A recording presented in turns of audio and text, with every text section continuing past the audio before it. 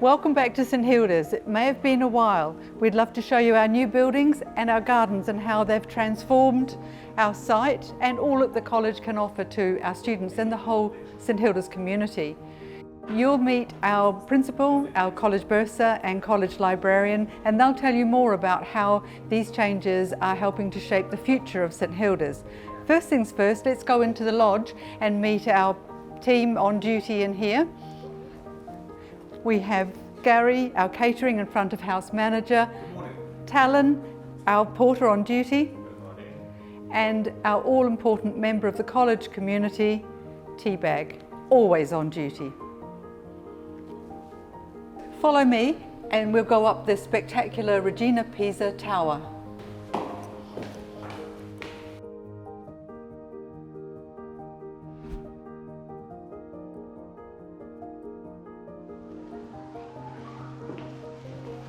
Hi Chris. Hi Robin. Have you got a few minutes to talk to the senior members about the college's finances? Of course I have, I'd love to. Great, thanks. Shall we start with the whole purpose of the college finances? What do they support? Well, as you know, the colleges exist to support students in their studies and to provide student bedrooms, teaching facilities and also public spaces to facilitate that. Have we got all we need now we've completed our anniversary building and pavilion? Well, we're partway there. The first stage, the anniversary building, the pavilion are a nice start, and I'm sitting in the Kirby observation room as well. But this is only the beginning, and we're not quite in a position to be able to fulfil all the requirements of our students, particularly in providing student bedrooms for all undergraduates. So how do we stand with the college's endowment? The college's endowment is in good shape. It has a value of around about £60 million at the moment. And over the last years, we've invested principally in stocks and shares with companies that are aligned to the Paris Accord. That means that they are environmentally aware, they have good governance, and they have an ambition or plans to reach net zero. This has been quite important. In the last week, the college has exchanged contracts to purchase 2 new buildings. These are both in the centre of Oxford. They'll provide around about 60 student bedrooms. And these are 2 buildings that were previously used for St Benet's Hall. Both will continue by being owned by the college for academic purposes. And one building is on St Giles, the other is on Norham Gardens. So can you tell us a little about the plans for the buildings on site? Where are we with those now? Phase 1 of the building programme is complete, and we submitted planning permission for Phase 2 in the last year, which has recently been approved. However, our current priority is to bring our 2 new buildings to operation, get students in those 2 buildings for the start of the new academic year in October 2022, and start to develop our facilities on those sites so that they can be fully used. Thanks very much, Chris, for sharing this exciting news with our senior members. It's a pleasure, Bronwyn. Where are you heading now? We're going down to the roof terrace garden to get a look at those exceptional views right across Oxford. Excellent. Come with me and walk along the roof terrace. This is an exceptional space. You can see the beautiful face of Hall building and its brickwork. Look down on the pavilion and down to the punt dock and right along the river. And of course the skyline of Oxford at all seasons and all times of the day is stunning. I'm walking along here and it's really hard to believe that once this land was occupied by the JCR bike rack. And now we have these exceptional facilities on my left. The roof garden suite with seminar rooms and other facilities. And here we are at the roof garden. Meta and Anthony Kalmanson's inscription for them is "Fill your life with extraordinary expeditions."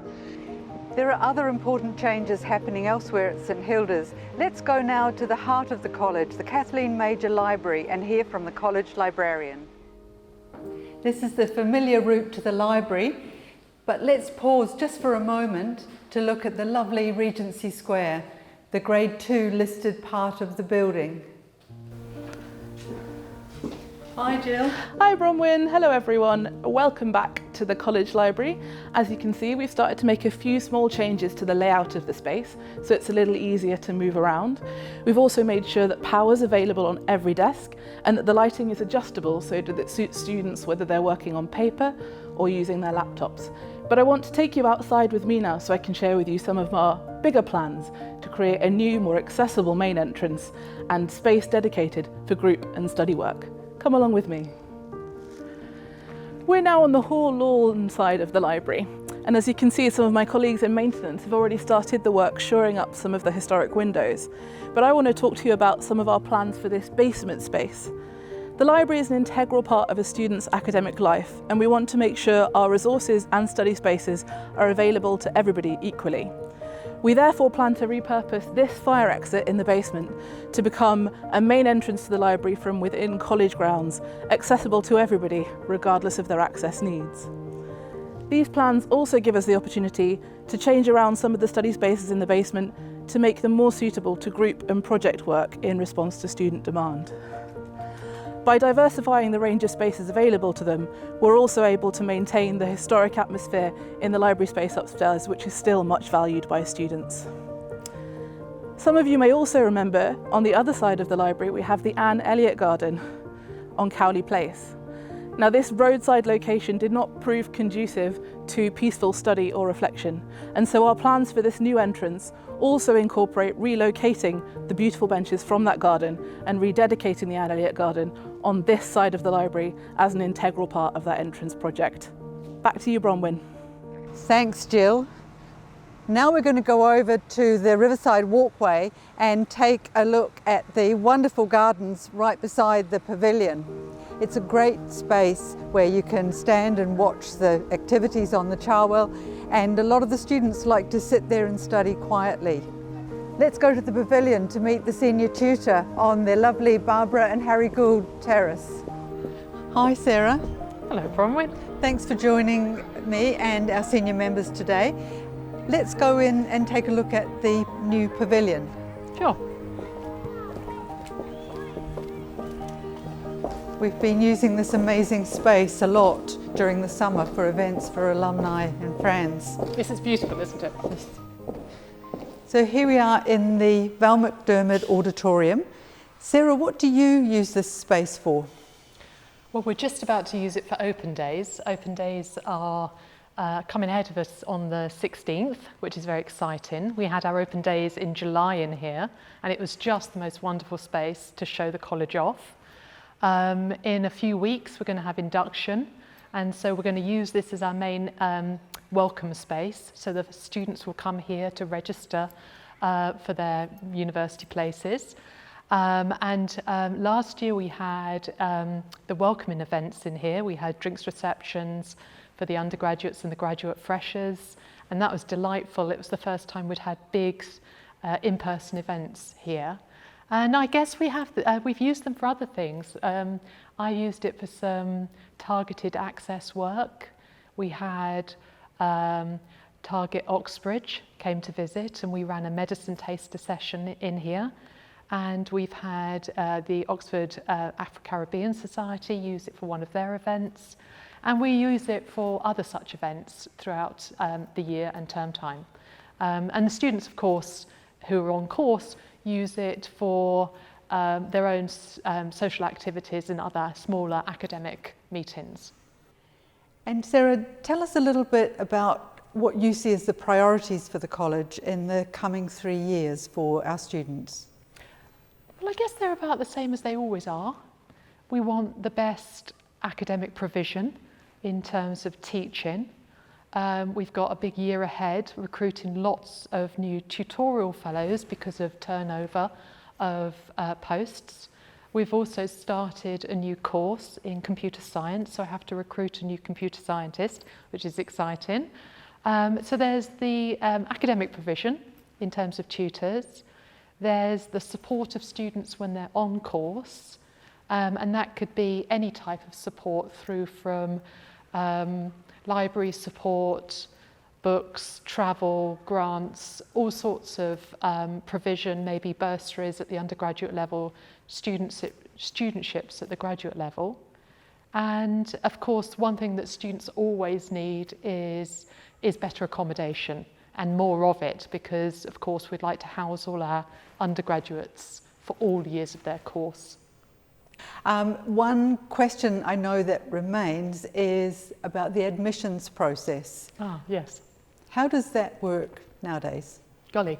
So it is obviously very complex, and there are slightly different systems for different courses. At the undergraduate level, obviously we still go through UCAS. Applications need to be in by the 15th of October, so that's come in, which is why we have an open day this week.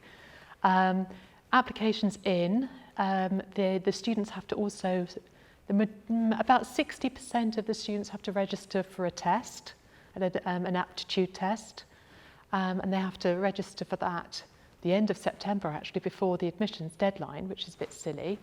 And then they take the test, they submit written work, the tutors shortlist. We interview probably the very beginning of December for 2 weeks.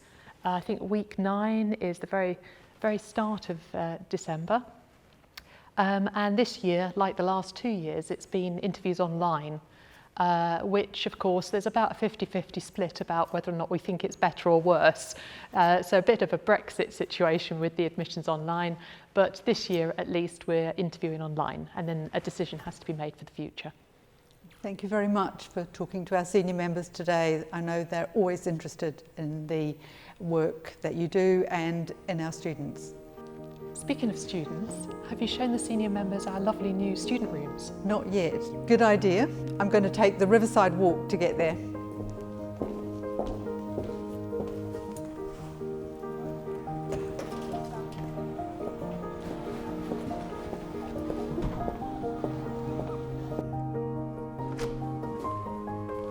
So we're here on the 3rd floor of the anniversary building to visit Sophie, a 3rd year history student. Hi. Hi Sophie, thanks for letting us come and visit you in your room. I noticed that it was funded by Gillian Gardner-Smith. Yeah, would you like to take a look? Oh, thank you, yes.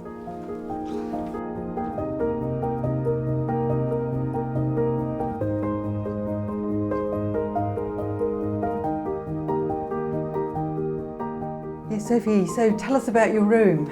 Oh, I love it so much. Ever since I walked in here, I thought, yes, I'm really happy I'm here because it's such a spacious area, but it's also really cosy and I can personalise it and make it my own. The desk is so good because I can do my work here. I've got an amazing view. Like, it's so incredible to see like the river and the Ragham and just to see what people walking by. But I can also do my painting, which I really like to do as a hobby. And yeah, I can just like make it my own. And yeah, I just love living here. It looks lovely, and I wonder, what do you see as some of the benefits of living in college as opposed to living out? Well, last year I lived out, so I lived near Cowley Road, and it was quite an expensive property, but I only had a small box room, which meant I couldn't really, do my work to the fullest or kind of relax. I only really used it for sleeping, and I mainly just stayed in kind of the communal living area instead. So it's really nice this year to just have my own space that I can spend time in and really feel comfortable in. Also, the energy prices are really scary, and obviously living in college I don't need to worry about that so much. But also college generally, I've got the bar, I've got the library, I've got the JCR, I've got the dining hall, like it's all just so nearby. Whereas last time, to be involved in the college community, I'd have to walk about 10 minutes every time. So it just makes you more reluctant to do it, whereas now I just feel so much more motivated to just get involved in college life. And also, for the first time in my life, I have an ensuite, which I'm really excited about. Would you like to see? Yes, please.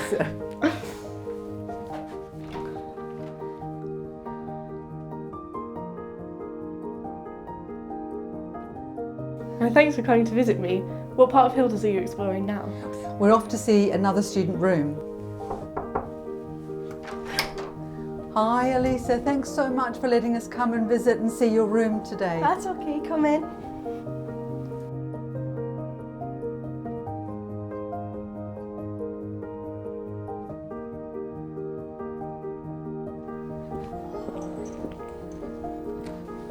Hi Deborah. Hello. Thank you so much for offering to give our senior members an exclusive tour of pleasure. the gardens. Yes. I'm going to leave you to it now. Thank you.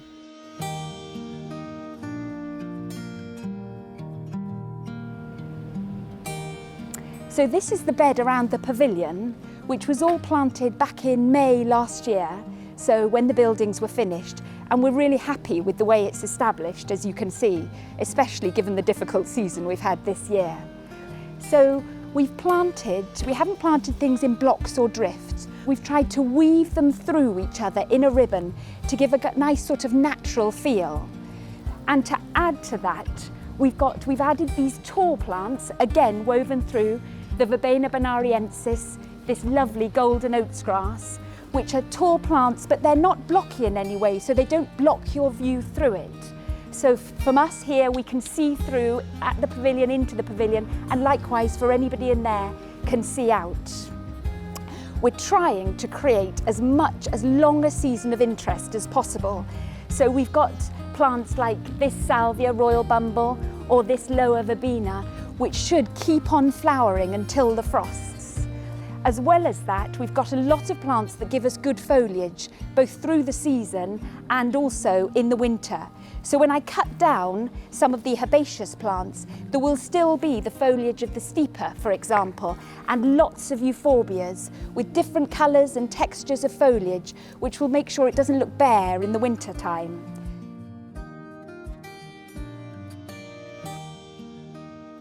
This end, we've got lots of new planting, as you can see, but it's planted around the existing planting, which I'm sure many of you remember. So we've got the big deodar cedar there, majestic tree, and gives a little bit, there's quite a lot of shade underneath it, but gives a little bit of shelter to our new planting here, where you can see the 9 tree ferns, which seem to be really happy. They get the shelter of the cedar tree and the shade from the pavilion. So that means that's a slightly moisture environment, which is exactly what the tree ferns want for them, and they seem to be very happy. They're surrounded, as you can see, by the late aconitum, very tall aconitum, which is coming into flower now. And all of that can be seen from the inside of the pavilion with its raised floor. So it's just above the planting and you see out into the fronds and the aconitum. The other plant we retained is this lilac, lovely narrow-leaved lilac here, which has a link, as some of you may know, with John Sibthorpe, the Sibthorpes being the family who built Cowley House, which was the original house which was bought by Dorothea Beale in 1993 to found St Hilda's. So we made sure we kept the lilac, and obviously we kept the cedar, and then we've created all this new planting around the existing old wall. And one of the special things, well, there's 2 special things about this planting. You can see it all from the new Porter's Lodge and the railings beside. So anybody arriving or walking past can see the fronds of the tree ferns, the euphorbia, the aconitum, the grass and the lilac when they arrive. As you can tell, I can talk about the garden forever. So if any of you would like a tour of the gardens, to see what we have been doing and what we're planning to do, please do contact the development team and we'll happily give you your own tour when you come to visit. I think now you've got an exciting meeting at the Principal's Lodgings, so I better stop and I'll let you go there now.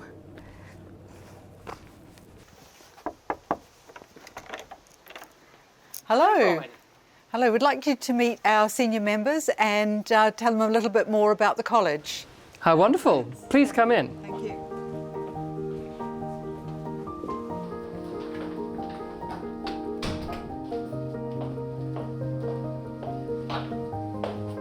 Well, let's meet Rosie. Hi, Sarah. Hello. Wonderful. Oh, hi. How are you? We're talking to our senior members, so we're going to share some of our first experiences of St Hilda's and living in these wonderful lodgings. So maybe we should go and sit down, everybody? Yes. Why not? Professor Springman, you and Rosie have been here at St Hilda's for only 2 terms, but can you share your thoughts so far on the college? Well, I think we've had a most marvellous welcome, haven't we, Rosie? Yes, everyone's been very friendly and very welcoming. And we've even gained a cat and 4 kittens as well. This has been a benefit from the college too. Yes. And I think the other thing for me is the colour. Just the colour of the buildings, the colour of the grounds have been fantastic, and all these wonderful trees that we have. And I think when we came here, I felt like I'd gone to sleep and I'd woken up in paradise. It's been the most amazing experience to find the college in this very transformed mode with the most fabulous gardens, and the people have been so wonderfully welcoming, and that's been absolutely across the board, everybody. And that has been just a great experience for us to come back to the UK for. That's wonderful, and I know that everyone's very grateful that you've both come in and settled in so comprehensively and invited so many into your home as well, even though you've only been here 2 terms. That's been appreciated. But tell us some of the things that you saw that you felt you wanted to change. I think it's very difficult when you come into a new environment immediately to start talking about change. Sorry. Where is she gone? Okay, I'll try that again. We have the sort of No, it's fine. It'll be fine. It's fine. I think it's very difficult when you come somewhere new to decide. I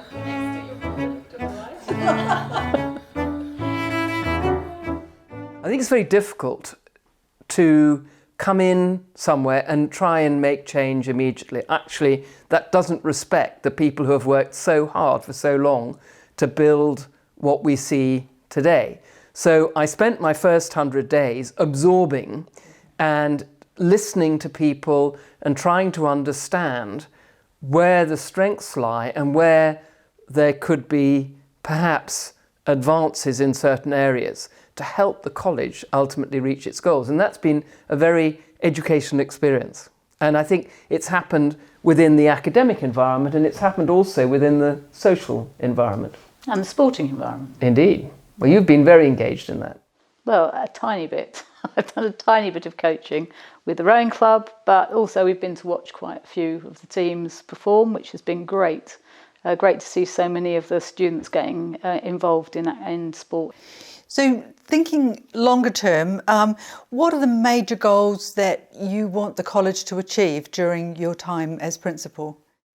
Recently, the fellowship decided that it was absolutely essential that all undergraduates should have a room either in college or within college property.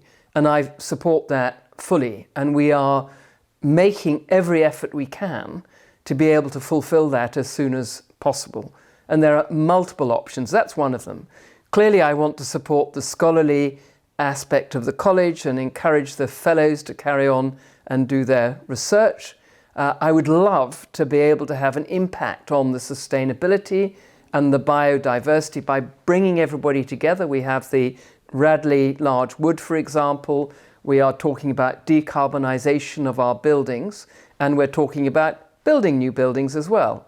And so there's a whole raft of work to do in that area. Of course, I'm extremely keen to get to know the alumni, and I'm doing a tour. I'm sort of in the middle of this year's tour, and it's been fascinating to hear the stories from people who studied here from as long as 60 plus years ago to those who have just recently graduated. Indeed, the graduation ceremonies are a great joy to attend and to meet the families. So I think that's very important as well. And we want to make sure that the college is not just about the academic side, but that there are opportunities for our students to develop during their 3 or 4 years at St Hilda's. So that prepares them for the world outside. Well, I hope that at some stage in the near future we will bring together the alumni and the students to help perhaps with some form of mentoring network to help the students be ready to graduate and go on into the world of work. So this is sort of future-oriented preparation for our students, and I think that would be very exciting. I haven't got a plan immediately on how to do that, but I'm still meeting our senior members, and then I'm sure it will crystallise shortly after that. And now, while we're talking about that too, may I just mention access as being absolutely crucial. Clearly, it is essential that we live up to our excellence and equality, and that means that the diversity and the people who apply to come to the college and the people who are selected to come to the college come from a very broad ethnic background, from different socio-economic backgrounds, and to try and help make Oxford, and St Hilda's especially, much more accessible for a wider range or a more representative range of the population. We've always been a very international college, and it's fascinating to read some of the stories of some of our senior members, but we want to make sure that access and access at home is really closely looked at and supported, and that's why we have really considerable outreach programs that help us to be able to open the doors and attract young school children to think about coming to Oxford. We hope that by opening up the lodgings and welcoming the first years, then we start to say, actually, this is your home too, even though we live in it most of the time. But these public rooms effectively are where you can come with your fellow and with your fellows, students, and meet the principal and meet Rosie and the cats. And that's another extension of your experience of your time in the college. Talking about plans for the future, let's go out into the garden.